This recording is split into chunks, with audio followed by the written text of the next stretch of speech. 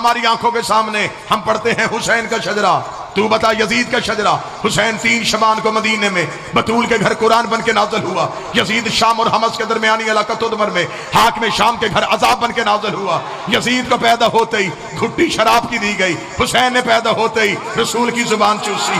یزید کا نانا بجدل عیسائی خاندان سے تھا، حسین کا نانا سید المرسلین ہاشمی خاندان سے تھا۔ یزید کی ماں میسون جس کے ناچ گانے کو پسند کر کے حاکم شام نے اس کے ساتھ نکاح کیا تھا، حسین کی ماں وہ زہرا تھی جو ایک لمحے کے لیے سجدے سے فراموش رہی، جس کے حیا کا نام قرآن تھا، جس کے نوکر کا نام جبرائیل تھا۔ یزید کا دادا ساری زندگی مخالفت رسول کرتا رہا، حسین کا دادا ابو طالب ساری زندگی حفاظت رسول کرتا رہا۔ یزید کی دادی ہندا جس نے رسول کے چچا حمزہ کا کلیجہ چبایا، حسین کی دادی فاطمہ بنت اسد جس کی قبر میں رسول لیٹا، جس کو کفن محمد کے کرتے کا ملا۔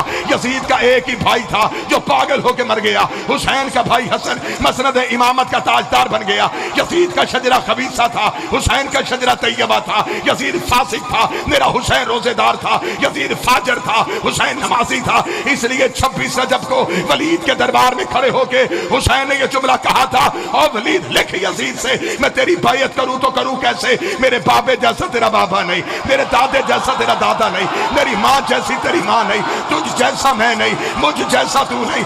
اپنے لاکھوں لے کے تو آ، اپنے 72 لے کے میں آتا ہوں، قیامت تک کے لیے ہر حلال زادے کو یہ کہنے پہ مجبور کروں گا، حسین زندہ باد ہے، یزید مردہ۔